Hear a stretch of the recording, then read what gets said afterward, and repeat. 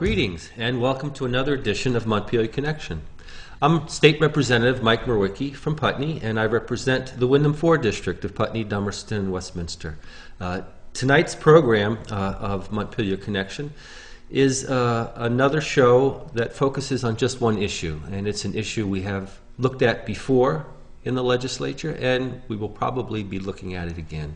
It has to do with the passing of all of us, and how do we react, how do we act in situations where there's a dire circumstance. The bill in the past has been called Death with Dignity. Some people refer to it patient choice. We are going to be looking at it with Bill Schmidt of Dummerston, and Bill comes to us with a multiple background that I think he'll tell us a little bit about, and currently I think it's his work with hospice that brings him here to talk about this issue. So welcome, Bill. Glad to be here, Mike. Yeah. You've been living in the area for quite a while. I came to Vermont in 1961, lived in Putney for a few years, and then Rockingham, and now I'm living in Dummerston. And my wife and I have a farm called Elysian Hills Tree Farm. Some of you may know that by purchasing your Christmas trees there. I've been involved in various activities in Wyndham County over the years. I was director of the Regional Planning Commission for 15 years, and then I worked for the Vermont Land Trust, retired from that in 2001, and now I'm a Christmas tree farmer. That's my main interest. I've been in hospice as a volunteer since 1990, so I've had a lot of contact with people who were terminally ill and dying. Hospice does a number of things, and as we mentioned before, there's attendant concerns when somebody is gravely ill that we want to talk about, and just raise the idea so people have a better sense. We had talked a little bit about palliative care, and it's somewhat a new topic, both for lay people and for medical personnel. As I understand palliative care, it's attending to the pain of a person, but it's also looking at the whole family structure. How can we help? Right. Where does hospice come in regards to palliative care? There are actually two hospices that serve people in this area. One is the VNA, Vermont Nursing Association, which provides the medical help, and that includes physicians, nurses, home aides, and so forth. And they look at and relate to a person, a terminally ill person, from that perspective. This other hospice is Brattleboro Area Hospice, which I'm connected with, and that's made up of volunteers. There is a staff, but volunteers, after some training, are the ones who spend time with people who are terminally ill and their families in many cases, and provide a variety of helpful services, care, everything from running errands, preparing meals, reading to a person, really doing whatever the situation requires. And so the terminally ill person normally has a 6-month prognosis, but Brattleboro Area Hospice has a program called Pathways, which has volunteers serve people who may have a much longer prognosis of 1 or even 2 years. One client I worked with, it was for 30 months, so that was a lengthy period. We also provide bereavement care, so after a person moves on, there may be continuing relationship with one or more members of the family. Does hospice sponsor support groups for Hospice bereavement has support groups? a number of support groups for people, the spouses of those who have died. There's a children's support group, and one or two others as well. They're ongoing, right? And do you coordinate efforts between both sides of this, the visiting nurses, hospice, Right, and right. Very Brattleboro? definitely. There is contact back and forth. As with any connection that two different organizations or agencies have with one another, sometimes it's rougher, sometimes it's smoother, but there is a continuing effort to be in touch with one another. Your role with hospice, is it that you work with an individual from the start of their time with hospice to their passing? Right. Is that how it usually works? That's how it normally works. And sometimes the time spent with a client, that's the word that's used, may be longer, months, or it may be shorter, like 1 week or 1 or 2 visits. Normally, when I am with a client, I will see that person at least once a week. Sometimes in unusual situations, I may see the person 2 or 3 or 4 times a week, and each visit may be anywhere from half an hour to 2 or 3 hours, depending on what's needed at that time. It's quite a commitment on your part. It's a commitment, but we need to recognize that people at this time in their life, it's a very special time. And people are, in a way, more themselves, more open, more outgoing, more free to share what they're thinking, feeling, what's going on in their life than people at other times in their life. This is it. Yeah.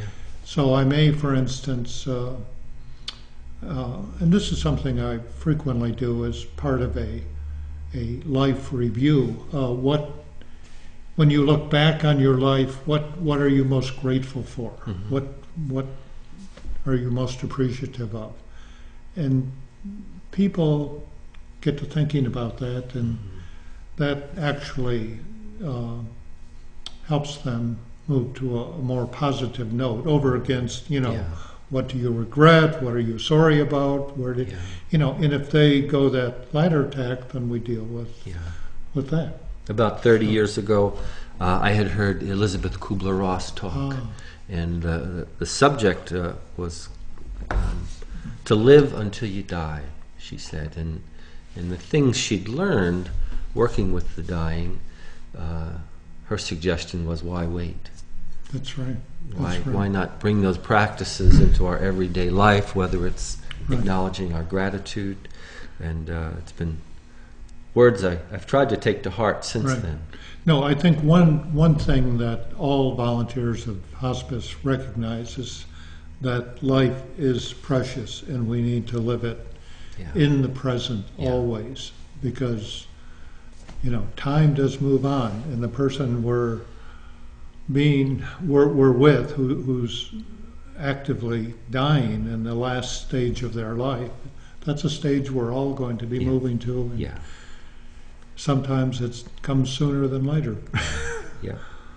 It sounds like it's quite the rewarding experience. It is. It's a very positive experience. Volunteers receive ongoing training, and there is a very good staff at Brattleboro Area Hospice that we relate to and is helpful. Can you share a little bit about What are the experiences you've had with clients at hospice that have moved you in this direction to support the Death with Dignity? Yeah. Let me make one thing clear before I answer that question. Hospice does not endorse the Death with Dignity program, if that's the word, or the legislation that's proposed. It's not opposed to it either. It's neutral. Yeah. And the policy of hospice on this subject indicates that hospice seeks to present clients all of the options available to them, but within the law. And presently, a Death with Dignity approach to dying is not within Vermont's law or the law of the United States. If it should come to pass, then that alternative would be presented along with, palliative care, do your advance directives, and so on, all of the other alternatives that are available. So, one, and maybe, well, I can talk a little bit about a client that I related to within the last several years. I saw her over over 3 months, and I visited her at least 3 times a week. And she was consciously dying. She was physically able, but she had declined to have a third pacemaker put in her body. And her physician said, if you don't have that third pacemaker, you will die within days, weeks, months. He couldn't be specific, but he knew that it would hasten her death. And she, for a variety of reasons, declined the third pacemaker. And she knew she would be dying sooner than later. And she made all of the preparations. She moved out of where she was living to a nursing home, gave all of her material things to family and friends, took care of her finances, made all of the preparations necessary. She was a very religious person, and she was convinced that she was going to move on to be with her Lord. And one of the things she said, as days and weeks turned into a few months, a couple of months, she said, I don't know why they're taking so long up there. It must be that angels are papering a room for me, and as soon as that's done, I'll move on. Now, she was different from most all of the other 35 clients I've had over the years. Was she suffering during that time? She wasn't physically suffering. Yeah. And I wouldn't say she was mentally suffering. She was ready to die. Yeah. And if anything, she was impatient to get on with it.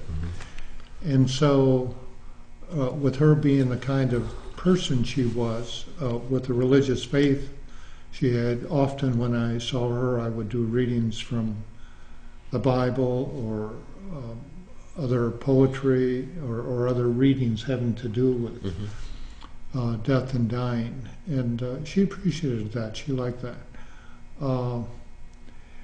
Now, she chose her way to die, and she was ready for death. For her, death wasn't the end of it all. She was going to move on to another life, and that was a really refreshing thing to about her. She got beyond the point of fearing physical death. She was welcoming it. So that was a very interesting situation. Another one, very quickly, an ALS person. I've worked with 3 ALS, Lou Gehrig's disease, people. And this one I was with about 2 years and watched him progress from the initial diagnosis to the point where he was in bed all of the time. All he could move were his toes and his eyelids. He could blink his eyes. He needed total care. He couldn't feed himself. He couldn't get up. It was a really sad situation. If I've got one personal fear that stands out, to be totally physically unable to move or do anything, but have your mind totally intact, that for me is living hell. And so that person finally died. He was taken to a nursing home, and that's where he finally passed. But relating to him through the various stages of his illness was tough. There were 6 of us volunteers relating to him at that time. Have you gleaned from clients you've worked with that had they had the option, they would have utilized it? I don't know. I think some of them may have. This first woman I described wouldn't have. She was waiting to go in God's good time, and that was her choice. Some others who were really suffering physically may have chosen this route, and maybe that should be described a little bit. The patient, the Death with Dignity bill that's in the legislature is modeled after Oregon's program, which passed in 1998. So it's been in effect for 14 years now. And what this provides is for a terminally ill person, and a terminally ill person in this legislation is one who has been diagnosed as having an incurable disease or illness with 6 months to live. And this prognosis has to be made by a physician and confirmed by a second physician. The person has to be over 18, mentally competent, and it has to be his or her choice to have the physician prepare a medication, a lethal medication that the patient then would take on their own. It can't be administered by the physician or anyone else. So there are very strict criteria. The criteria are extremely strict. Yeah. And in Oregon's case, and recognize that Oregon is 6 times larger in population than Vermont, there have been less than 600 people who've taken this alternative way of dying. Less than 600 people over 14 years. 1 in 6 of the people who seek to go this route are accepted. 5 are not. And interestingly, it's only 1 in 10 of those who pass all of the criteria and have the medication in hand that use it.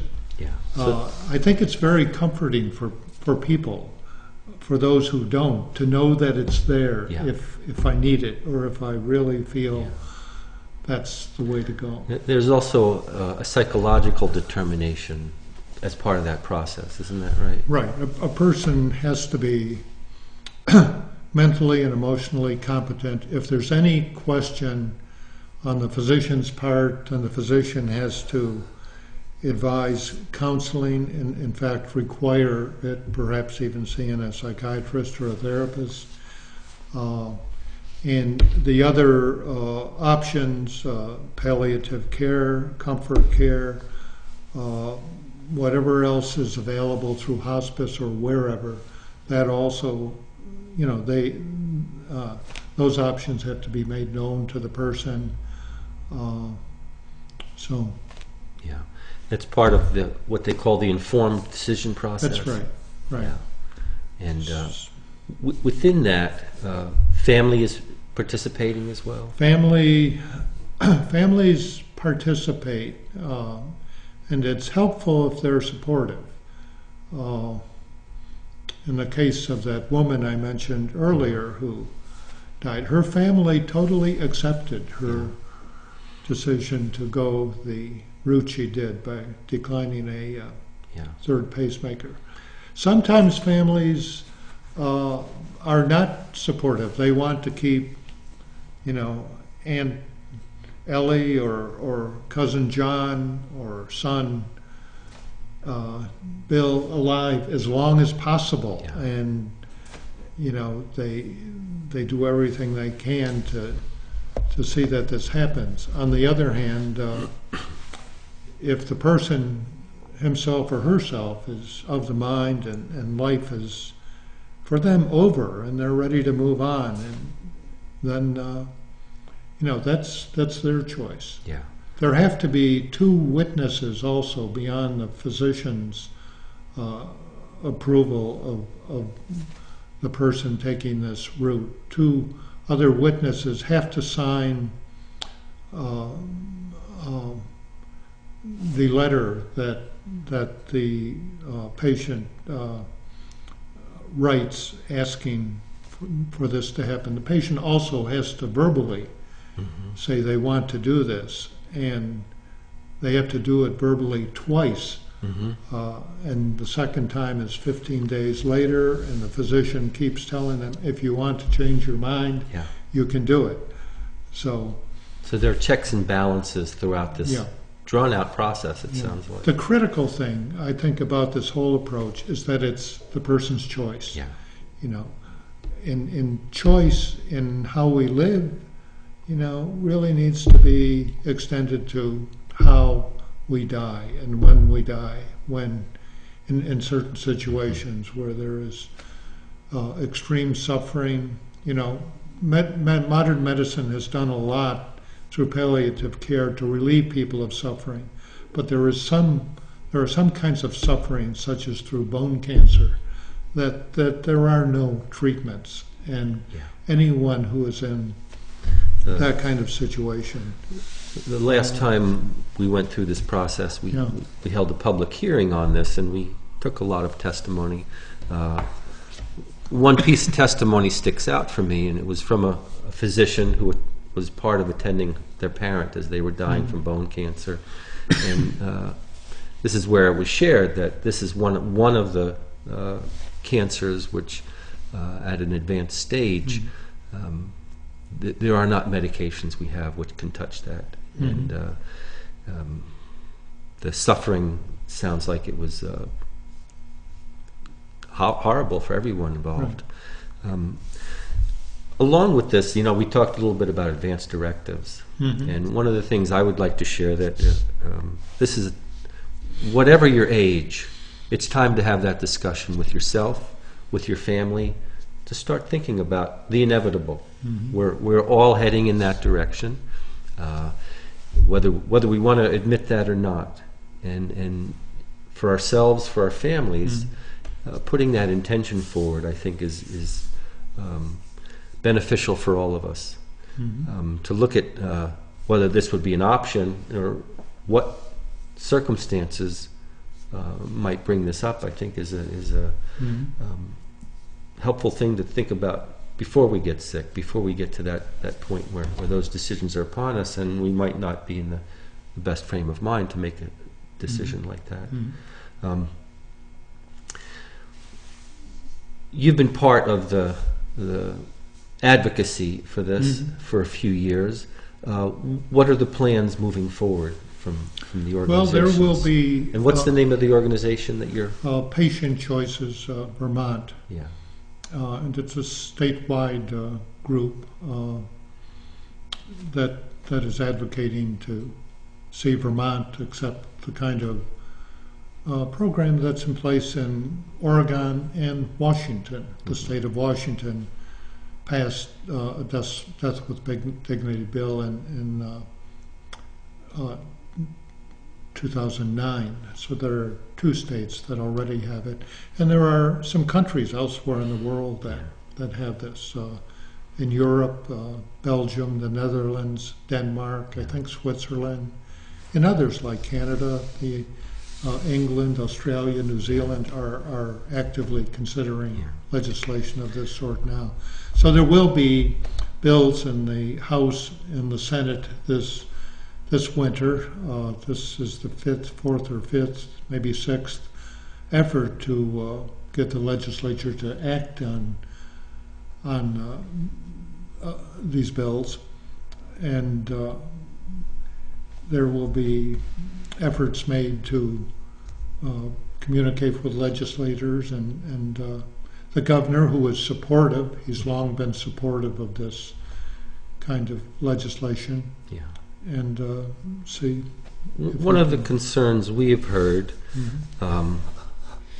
which I don't believe has a factual basis behind it, but nonetheless it's been there, is that people who advocate for those who are disabled, long-term disabled, are suggesting that this is the first step towards widespread euthanasia.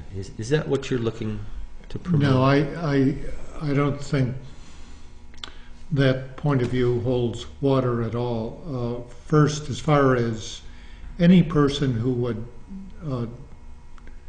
seek to go this route, it's the person himself who herself who makes the decision. It's their choice, and this would apply to anybody who has a disability of any kind. Nobody in their family or anyone else could seek to have this approach foisted on them. And as far as the slippery slope point, anything beyond what this legislation specifically allows would have to be acted upon by the legislature or the Congress. So this is a very limited. It's very limited, and as I said, a relatively small number of people have taken advantage of it, but they and others who've looked into it, benefit, and that's why it should be available. But clearly, it isn't, I think, a first step toward something like euthanasia. Right. And I hope we can assuage anyone's concerns around that.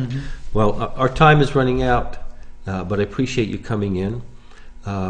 Senator White from Windham County and I have been talking about this issue. She's going to be sponsoring a bill in the Senate. There'll be a bill in the House as well. And we're talking about having a public hearing down here before the legislature. We've had hearings up in Montpelier. It's difficult for people to get up there. So what we're talking about in December, before the legislature convenes, to have a forum where people can come and express their. We know that there are a wide spectrum of thoughts and feelings on this, and we want to hear from everybody. That's good. I hope that happens. So we will be back with information about that in the local media. How can people get in touch with you or with Patient Choice Vermont? Well, Patient Choice Vermont has a website. Simply go to that site by typing in Patient Choice Vermont, and my email address is elysianh@sovereignat, ELYSIAN, that's the name of our farm, Elysian2@sovereignat, I should say. My wife has the H. Or telephone me, 257-0233. Well, thank you, Bill. Appreciate you taking the time and your work for years to help make Windham County and Vermont a better place. Thanks again to the people at BCTV for making this program possible. We're utilizing their upgraded studios here, and if you have a chance, check it out. There's a lot online about that, I think, also at the BCTV website. Until next time, this is State Representative Mike Merwicki, and take care. Bye-bye now.